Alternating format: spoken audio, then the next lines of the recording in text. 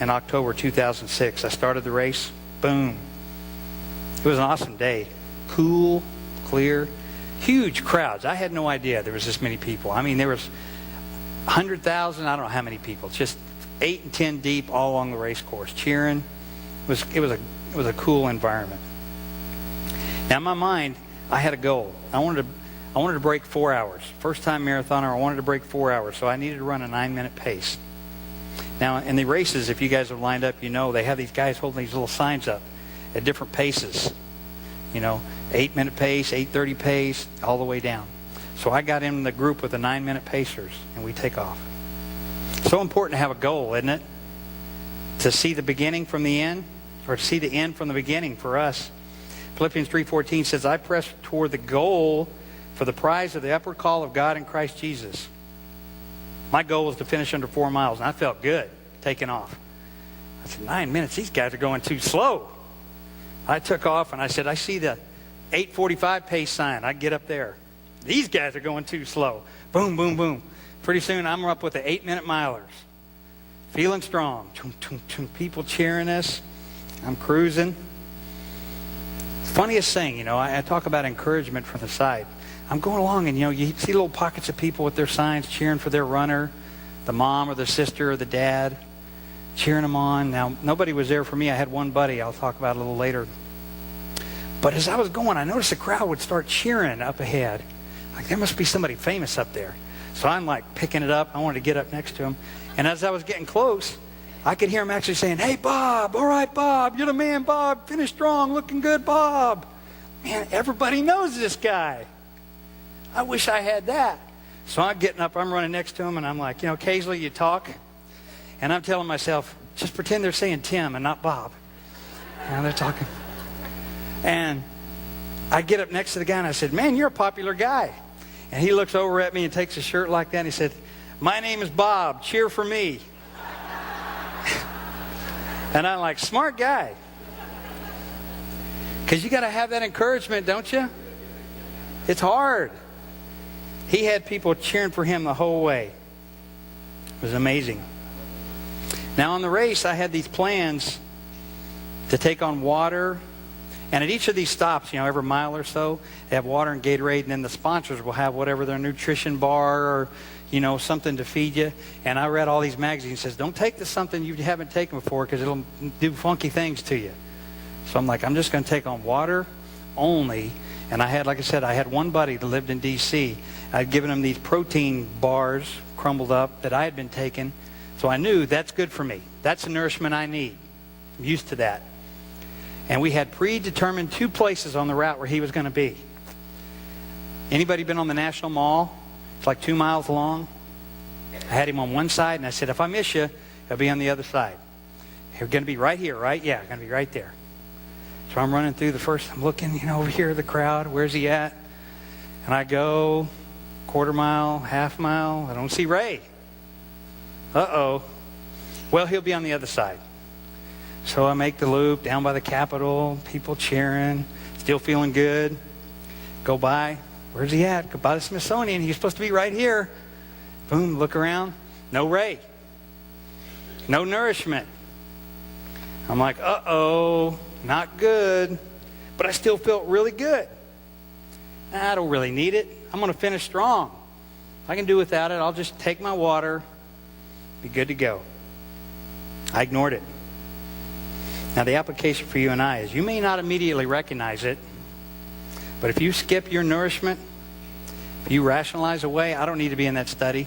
I don't need to get up and be in my devotion this morning. I'll skip it today. I'll get to that next week. I'm going to start next week. Do I really need to be at church? I'm good. Me and the man upstairs, we got an understanding.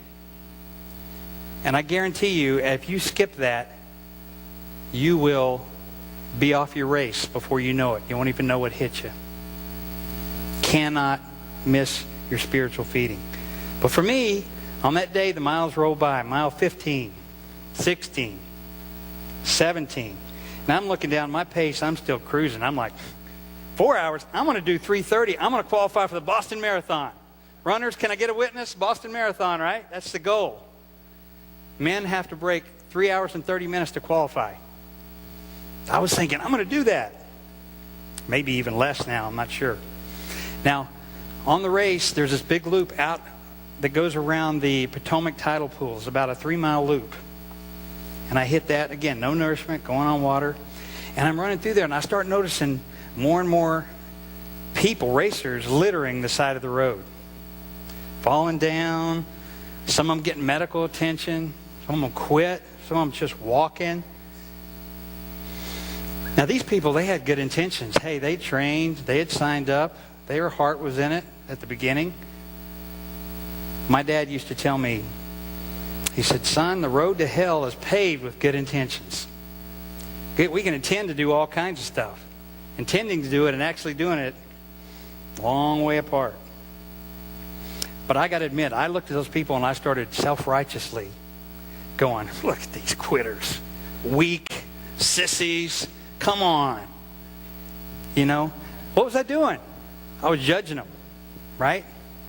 I had no idea what they had gone through. I had no idea what was going on physically, mentally. I had no idea what they were coming out of. I didn't know where they were on their walk, but I felt superior.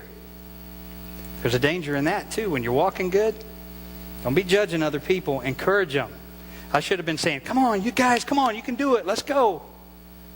But I was going, I got it going on. Fact is, I had zero clue what they were going through, why they had stopped, what was going on. I was just judging them because I felt better. So I charged on. Mile 17, 18, 19. And I started feeling fatigued for the first time. But I'm like, well, you know, I'm 20 miles out. I should be feeling tired. Now, between mile 20 and 21 on the Marine Corps Marathon, there's this little challenge. 14th Street Bridge goes over the Potomac River. To get up to that bridge, you got to do this on-ramp that kind of loops around. And I mean, it feels like it's straight up. And then you get on the bridge, and it's about a mile climb, up and over. So I'm hitting this thing, and the most amazing thing happened. Out of the clear blue sky, I swear, a 2-ton elephant parachuted out of the sky and landed right on my back. At least that's what it felt like. I couldn't believe it. One minute I was strong, the next minute, boom. And I said, man, you're going to have to get off and walk on your own. And the elephant said, no, I'm going to be hitching a ride from here on out. You're going to be carrying me. I had hit the wall. Hit the wall. You know, cyclists, distance runners, triathletes, they call it bonking. Bonking. I had bonked. Here's the actual definition. A condition caused by the depletion of glycogen stores in the liver and muscles, which manifests itself by precipitous fatigue and loss of energy. I cramped up so bad, I was walking like Frankenstein all of a sudden. I was like this. Every time I moved, I was screaming in pain. Couldn't believe it. It's funny how being judgmental just a few miles back, now I was one of those people, having a hard time. And I picture people running by me going, slacker, quitter. They were judging me. And what was I thinking? Don't you judge me. You don't know what I'm going through right now. So there I was. No man's land. There were no people, no crowds on the bridge. They keep the crowds off, so there's nobody there cheering me on. And I'm like, just stop. It hurts. Don't go on. This is stupid. Who gave you any crazy idea you could run a marathon? 20 miles is enough. You don't need this. Quit. Right now, just pull over and rest. It's not worth it, what you're going through. Now, you and I, in our spiritual walks, you may be facing this today. Or you may have come out of it. Or you may be facing it in the future. But it will come. There will come a point in time where you're just like zapped spiritually. You don't have it. You don't feel like going on. The zeal is gone. The joy is gone. Why did I sign up for this?